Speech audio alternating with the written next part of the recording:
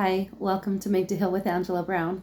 So, the last couple of days, I've been talking about a process in how we can connect with God and have a closer relationship, because this is something that I struggled with for decades. And so, I think it's so important for Christian women to feel like they have a great, strong connection with God. So, the first step is to surrender wholly to God, and the second is to ask God questions, and the third is trust in the answers that he gives you. So I'm going to focus on the asking questions because this is kind of a series of videos. So and I'm going in delving deep into each one of them. So I want to focus on asking questions. This is something that I didn't really do a whole lot, and to be honest, this is something that I will always continue to be working on because it's not my strong point. I'm very simple-minded, and I don't I feel like I'm not a deep thinker. I love to ponder on things and think on things, but I'm not as a deep of thinker as others may be, and it's okay. We are all different, and God knows exactly who we are, and that is fine. So when I started recognizing and understanding that the power of asking God questions is incredible, it just reiterated the importance of just keep asking those questions.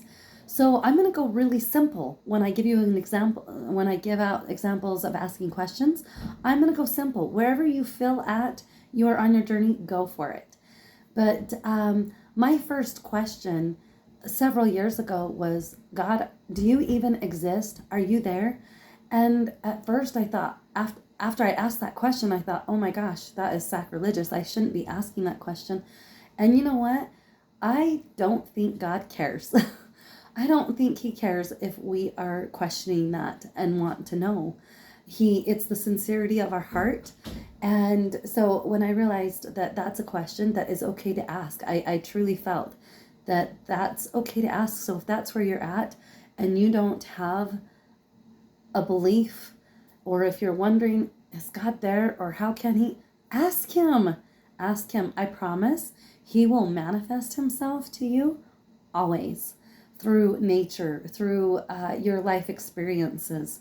I'm telling you, asking questions is good. And I think I shared it in the other video, but like asking, okay, what do you want me to start doing? What do you want me to stop doing? Those are great questions. Also, asking questions of where things might have originated. If you have these feelings, emotions come up, and you just don't know where they come from, ask him where they originate from. And for example, when I get upset and angry, my old self would just jump right into anger and lash out at people, or I would just leave a whirlwind of anger behind me. And now it's like, if I get those feelings that come up to the surface, I'll be like, okay, God, where did this anger come up from? Show me.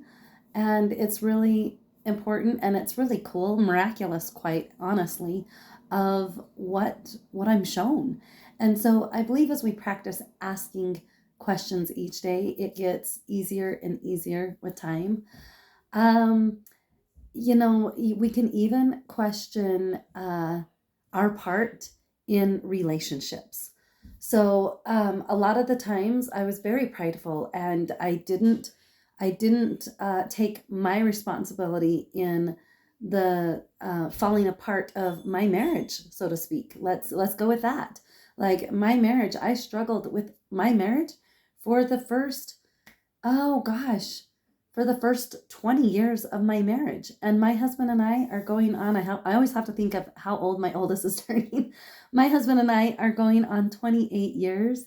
And it's beautiful. If you would have told me we would have had the marriage that we have today 20 plus years ago, I wouldn't have believed it. I wouldn't have thought it was even possible. It was like fairy tale. And not to say our marriage is perfect now, because we have our ups and downs, and we have life, and we have struggles, but it's we are best friends, and we just rely on each other heavily, and it hasn't always been that way, and it struggled. And so when I started when I started on the process of realizing I had to humble myself and start asking questions, then I just, when I was humble enough to get the answers of what is my part in our marriage that doesn't feel so great? What is my part? Instead of focusing, and this is what I've learned, instead of focusing on the other person, if you're having relationship issues, whether it's with a spouse or a sister or a friend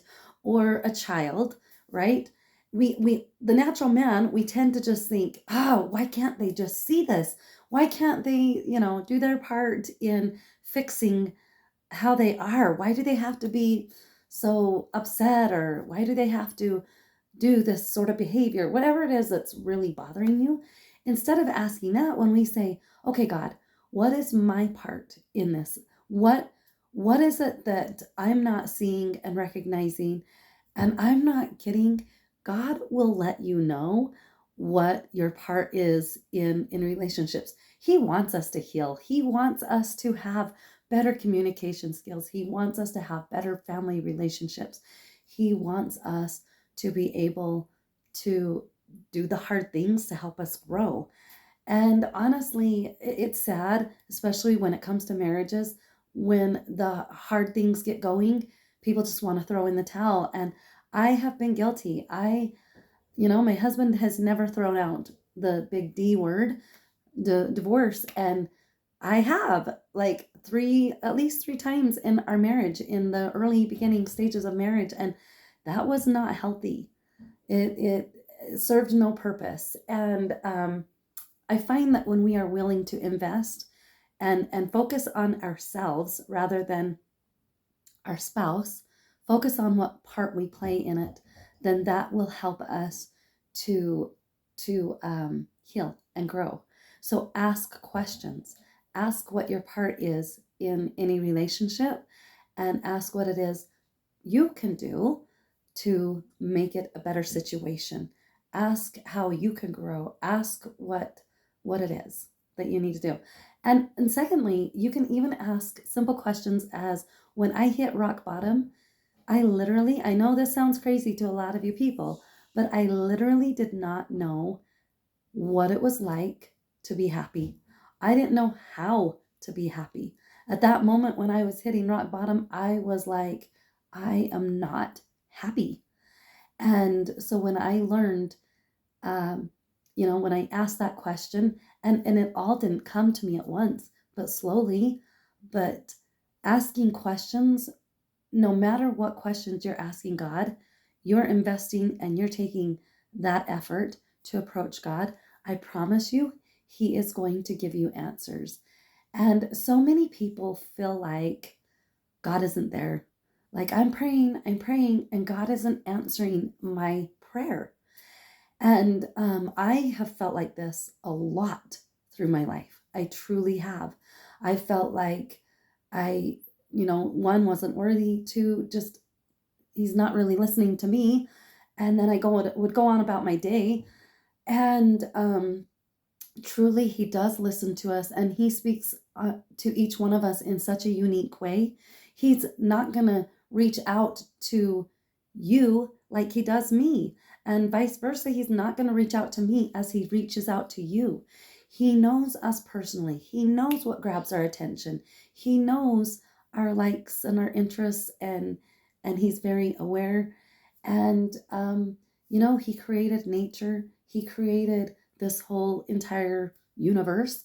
And so he will use nature to help answer our questions. He will use other people. And so if we're just open and willing to be receptive of, we're not expecting this bolt of lightning or him actually telling us the moment we ask a question, just being willing to listen and put in that work is kind of the key to asking questions.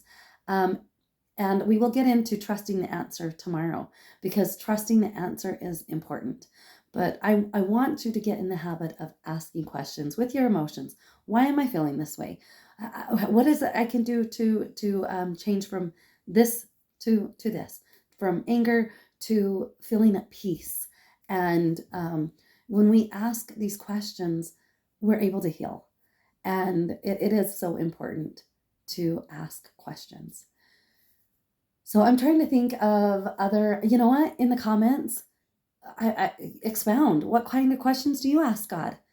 Um, you know, I know there's so many more questions, and that's stuff that I need to research on my own. I'm going to be honest. Like, I just, like I said, I think so simply, but just even whatever comes to your mind, even if you find yourself going to judge somebody else in their situation, which that's easy to do too. Like, why aren't they getting it? Why are, when we ask these questions, when we ask, how can I understand? Or maybe it's, God, how can I help this person? How can I, you know, be of service to this person that's struggling, that I can clearly see is struggling?